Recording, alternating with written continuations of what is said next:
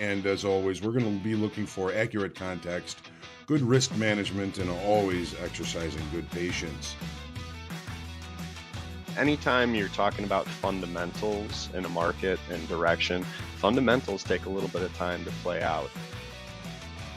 We got crude oil today, kind of trading yesterday's value area really nicely, low to high. That's what we're here for, is to put ourselves in the best success. A trading routine does that, builds that habit, lets you know what to work on, what to reflect on, and what to improve on the next day.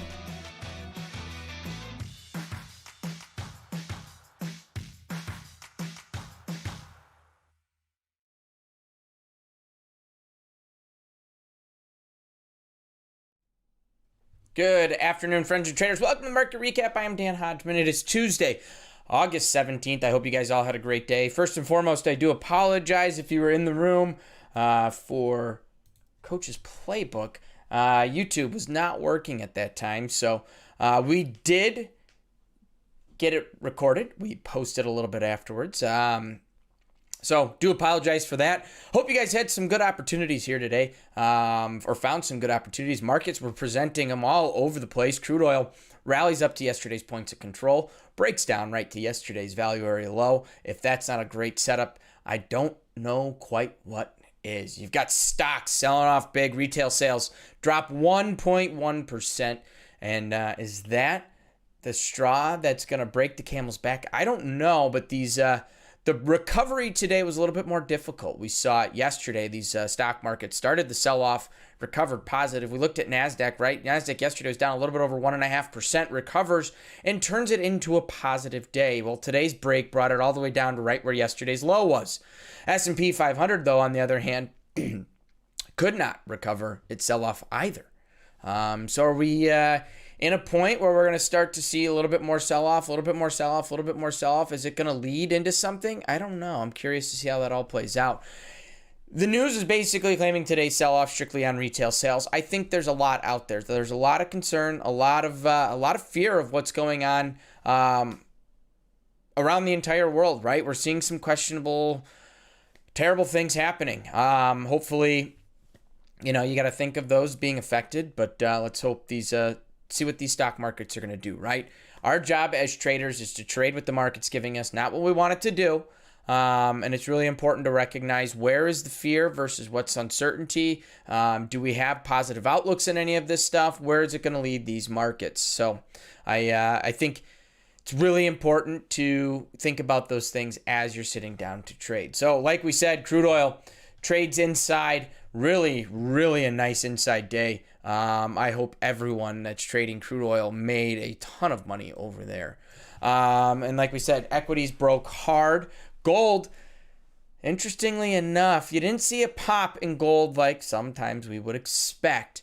Gold broke down a little bit right off the open, and basically from 8:30 this morning, it has not done anything, where the euro continues this extreme sell-off. And the 10-year note, John spoke to you guys this morning right after the break. That market moved itself right back to settlement and broke back down one more time. Really a nice break in the 10-year note where it came to end the day here. Really good opportunity there. Let's see here. We're getting notifications from CNBC's Dow snaps 5-day winning streak, falls more than 280 points. I think at one point that was down over 400. Now, if you guys recall, about a year and a half ago, maybe a little longer, we were seeing continuous 1,000 up, 1,000 down on the Dow. So when we see these 280 to 400, don't get too much of a panic, but just know that around the corner there's a potential for 1,000-point moves and things such as the Dow. So be patient, be cautious. Don't try and step in front of this. Do not try and pick bottoms. Do not try and pick tops. Go with the market. Let the market tell you what it's going to do. Don't be the one to say, hey, bottom's going to be, right? We look at something such as the Nasdaq, and the Nasdaq's bottom yesterday. Nasdaq's bottom yesterday was right around 14,920, give or take. I think it was a little bit lower than that. Today's low moved little over 20 points through that and bounced, right? Keep in mind this idea of elasticity in these markets and how these levels react. Still a great level at yesterday's low, but what's going to be the elasticity of that level? How much is the market going to be allowed to move through and come back? So those are things I cannot stress enough. Keep in mind when looking at these levels. Don't feel like you have to pick the bottom. Let those levels react for us. Let's get an idea of what's going on. And if, you know what, we miss out on a few points, that's absolutely okay. Make sure you're getting in when that market's letting you really show that acceptance above or below a level is happening.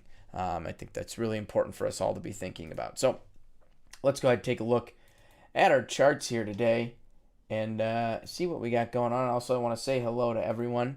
Bill, good to see you. Stacking Bananas, Norman, Bill. Yeah, Stacking Bananas, I think I saw you're moving through the combine nicely. Way to go. Tanya, great to see you. Gotta love options expiration week. Don't we all?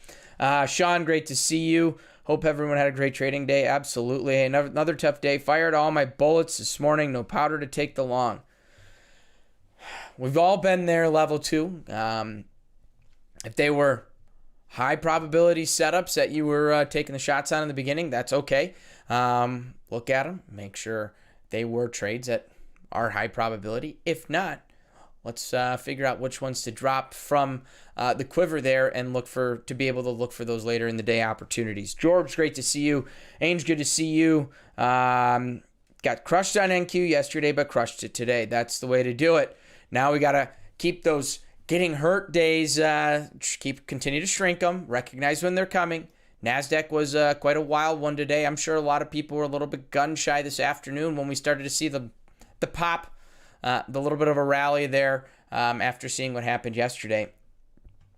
OMG, run for the hills. The Dow is down. Well, no, that's what we were just saying. Nothing to stress about just yet. Only down 280. Way to go, level 2. Way to follow your plan. I didn't hold my shorts long enough as usual. However, I did size up as it went my way.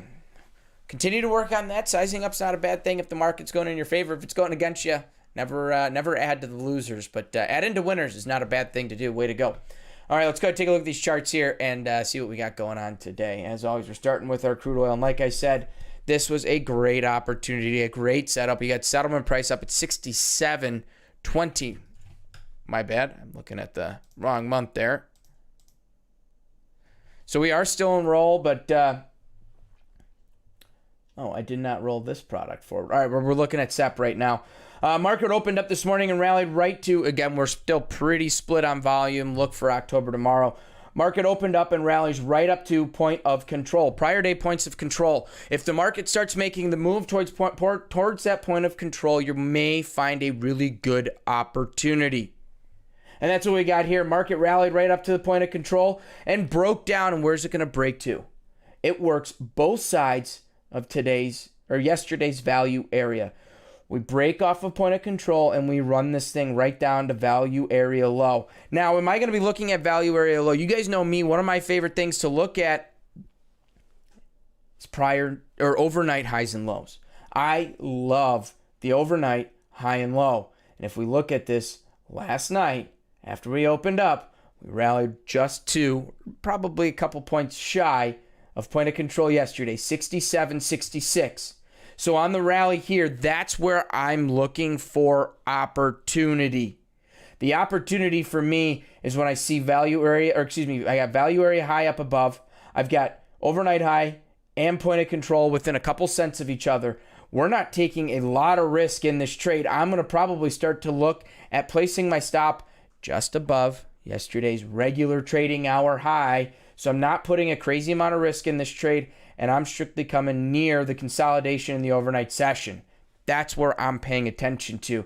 And that overnight consolidation happens to be right here at today's value area low and right where we're kind of ending the day on this market. So to me, that was really the setup. If I'm getting short up here at 67 and I'm looking to break this thing down right to about 66.80, that's a phenomenal 90-cent approximate move, and we're only taking a small amount of risk in this trade, maybe 15 cents, maybe 20 cents to get that run to the bottom side. All right, next, let's go ahead and look at the S&P 500. And like we said, bad retail sales number, market broke down, And here's what I love to see. We got a little bit of a rally off the open. And where does it come to? Right to our moving averages. Once again, I will show what moving averages we're using here. The 20 period, EMA. Market rallies right to that 20 period EMA or the overnight consolidation. Cannot get through. To me, this is where we're getting an opportunity to set up for a great short.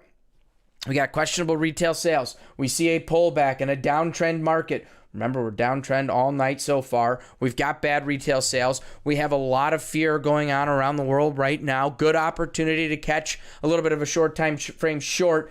And we rally right to a key area. Overnight consolidation, right to moving averages. Boom, we're taking this short. Where are we running this short? I'm probably going to start to look point of control down to value area low of yesterday. Great opportunity here. Now, when we see the bounce, this is where it gets a little bit difficult. No one's looking to catch the bottom all the way down here, right? That's not what our job is as a day time frame trader. We are not institutional. We're not picking the bottoms. We need the market to let us know where that bottom is. And this is where we're starting to pay attention. We're waiting. We're being patient. Sell off. The bounce happens. We start to see a little bit of a break, but we can't hold the shorts. We're starting to see buyers overpower. And this is where we can start to say, all right, bounce looks to be holding. Buyers seem to be overpowering. Let's look for one last pullback, and that's going to be my chance to go ahead and take this trade. I see some questions coming in. We'll make sure I touch on those here at the end. Next, let's go ahead and look at the Nasdaq. Nasdaq, another big sell-off today and another big bounce. So same principle applies here. Market rallies right up to our moving averages. Remember, we got SMA 20, and our green line here is our 20 EMA, period, 20 period moving averages, SMA and EMAs here. EMA tends to be one of my favorite go-to moving averages. Market rallies right up to that moving average. If you're not looking for the short here, that's absolutely okay, right? But I do want to point this out. We rallied right to a nice inflection area, an area where we can look for some market reaction. We rally right to it, and market breaks from there. If we get in on the short, here's where I'm starting to look. I'm looking point of control, but really I'm looking prior day swing low. Remember, this goes back to last week's swing low as well. So now we have 3 points, and each one has checked just slightly lower. But this, to me, is where we're looking for opportunity as we approach that swing low. Those big directional moves that mark lows or mark a high are going to continuously attract attention. We broke right down to it, and we got a nice little pop. But to me, our great opportunity today was a very asymmetric opportunity as this market opened up and shot right to moving averages and broke from there. That, to me, was the best trade of the day. All right, next, let's go ahead and look at the gold. And like we said, after John spoke this morning, gold really did not do a whole lot. We fell into a pattern once again, not as tight as yesterday, but pretty darn close. Gold settlement price was $1789.80. $1789.80. Market broke down, never made the chance to back to the upside. This is a really tough trade for me. If I'm looking at anything, maybe we're catching the buy off of yesterday's value area low. Target up above, probably point of control. And locking in that profits within 10%.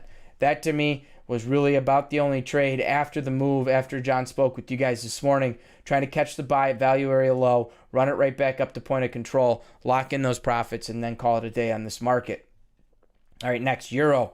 Big sell-off all day long. Opened up, really never made the attempt to move higher. We got a little bit of a bounce coming into yesterday's regular trading hours, but no acceptance. Market tried to accept outside of it, and once we started to show the acceptance outside of value area low from yesterday, regular trading hours from yesterday, market broke, and it was off to the races. Right to, you guessed it, unchecked points of control.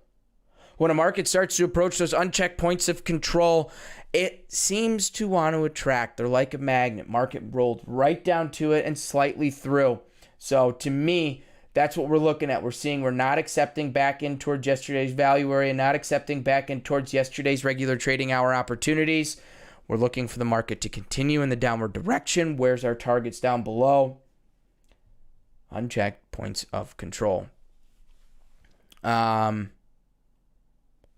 right, next, let's go ahead and look at The 10-year note, we'll get that gun out of here. 10-year note, John spoke to you this morning. You guys saw the big break. Market popped right towards yesterday's point of control and broke down one more time. Not a huge amount of opportunity in this market here today, other than, in my opinion, catching the bottoms or looking as the market accepts the directional move. We've double bottomed right here where we also bottomed in our overnight session. So to me, this level right here around 134.06 half was the target down below.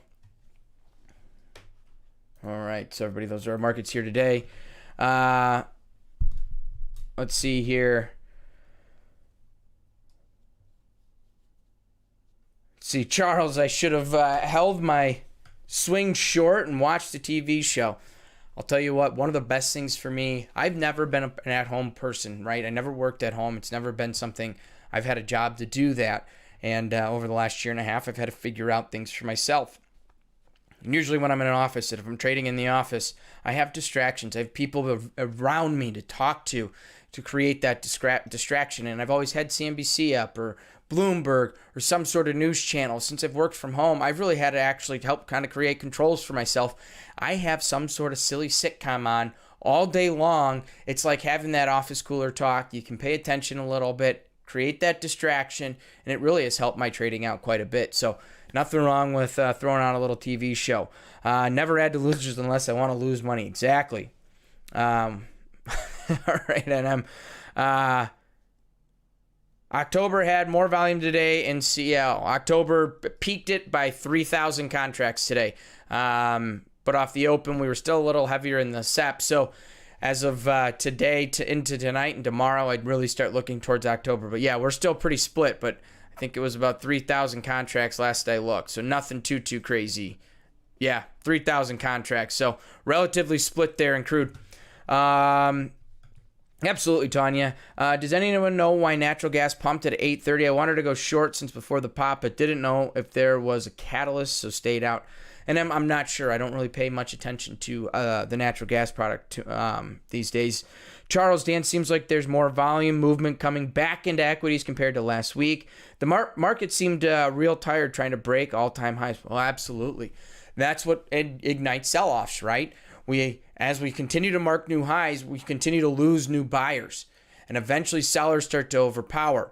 And the basic principles of volume say if the market is moving lower, volume tracks faster. We've been marking new highs for the last few weeks, so you've had a lot of people building longs. As soon as the sell-off starts to come, those people that were getting long the whole way up start to see opportunity to peel off and lock in those profits. So when a sell-off starts to come, it attracts those sellers really quickly, going to bring in a lot more volume. So you're going to see higher volume on down days versus up days typically. Simple thoughts of volume there. I still don't know how to get my volume profile to have the same levels as yours. I tried different times of the day, etc. These volume profile that we're running are, it's a 70%. Here, why don't I just go ahead and show you. Let me open it up here. So the value area percent, 70%, and not much to show. And then John and I just run standard pit hours. So the equity open is 8:30, so we start at 8:30 and we close them out at 1,500. That's typically how they run. So that's how we get ours. And that's what I would do for you. Make sure you're also set to 70% on that value area. That might be a big factor. Video games on my streaming computer is my solution. I will point out something. I have stepped up. I bought my first ever game system. I got a Super Nintendo that hooks right up to a monitor. I'm not very good at it, but we're learning. It's been a nice little distraction. All right, let's go and take a look at everything else going on in the world. Yeah, 70% PD. Maybe that'll help you out. Hopefully it does. If it doesn't, let us know. Like I said, John will be here tomorrow morning. I'm always here in the afternoon. Happy to see if we can come up with a way to fix that for you. Some days I got too many tabs on this computer. All right, let's take a look. AMC, $37. I'm going to start peeling off some of these meme stocks, not worth watching. Gamestop, $164. Again, same kind of thing there. Airbnb broke down from $148 today down to $143. Tesla is continuing the sell-off from 700. 700 seems to be a little pivotal location, right? If we get above 7, it gets a nice little pop, and if we go below, we break down hard. We're down to $665 a share there. Robinhood holding steady right around that $50 mark, a little bit up, a little bit down. Right now, $46.70. But the big one we want to pay attention to, right? VIX. When the markets sell off, VIX pops, right? So paying attention to the VIX, we are still holding a very strong VIX. Prior to COVID, we were floating that 10, 11, 12. And right now, our low days are in the 16s. But today, we popped up over 19, almost to 19.5. And we're going to end the day right at 17.8. All right. And lastly, on this date in history, we'll get the heck on out of here. First and foremost, 1969, Woodstock, the world-famous musical festival, came to an end after 3 days of rock and roll. Man, that would have been a sight. Got a bunch of pop-ups showing up here. Let's see, I thought I had one more. But I did not. That's what I got for us on this date in history. Other than that, you guys, I hope you all had a great day. It's only Tuesday. We got a long week ahead of us, so take your time here. Be patient. Look for those bigger opportunities where the risk is minimized, and I think you'll be successful. So on that note, John will be back tomorrow morning, 8 a.m. Central Time. So until then, stay safe, wash your hands, trade smart, and trade well. I look forward to seeing you guys in the markets. Take care, everybody.